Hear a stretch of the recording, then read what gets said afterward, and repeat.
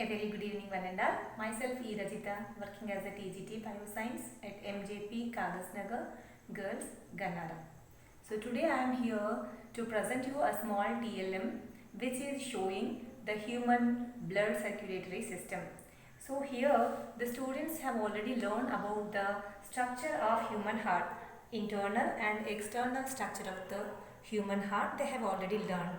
And they have already learned that the blood vessels which are associated with the human heart and how the blood is supplied to the lungs, how the blood is supplied to the all other body parts, they have a small knowledge on that. And human blood circulatory system is creating a small confusion amongst the student.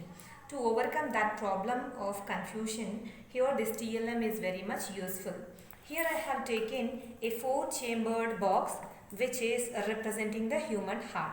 So here the 4 chambers are right atrium, right ventricle, left atrium and left ventricle. Okay. So this is representing the 4 chambers of human heart. And here I have taken a bottle which is representing the upper and lower body parts. And these are representing the lungs. Here I have taken the blue color to represent the deoxygenated blood. And here the red color is representing the oxygenated blood.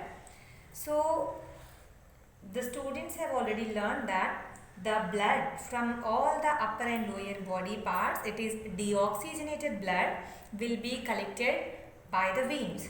So here inferior and superior vena cavas are collecting the blood from all upper and lower body parts and they are bringing that blood to the right atrium.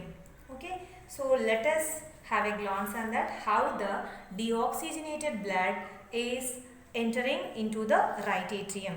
So here from all upper and lower body parts to the veins, the deoxygenated blood is brought to the right atrium, and from the right atrium it is entering into the right ventricle, and from the right ventricle through the pulmonary artery it is supplied to the lungs. So in this way the deoxygenated blood will be supplied to the lungs, and within the lungs the carbon dioxide will be eliminated and oxygen will be added to the blood. Here the oxygen is added to the blood, means blood is getting oxidized. Now oxygenated blood from the lungs, it has to supply back to the heart. So oxygenated blood from the lungs, it is entering into the left atrium through the pulmonary vein.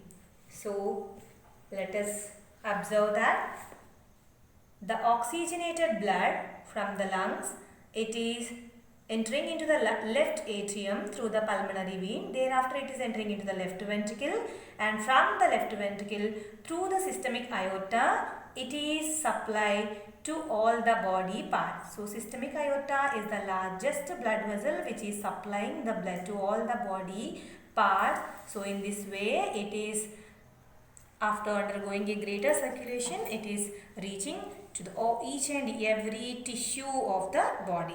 So after coming to the body parts, this oxygen will be utilized by the cells and again carbon dioxide will be added to the blood. So again deoxygenated blood will be collected by the veins and again the circulation will be continued in this way. So this is the circulation which is occurring in the human body. So in this way we can give a better understanding of the human blood circulation to the students. Thank you very much.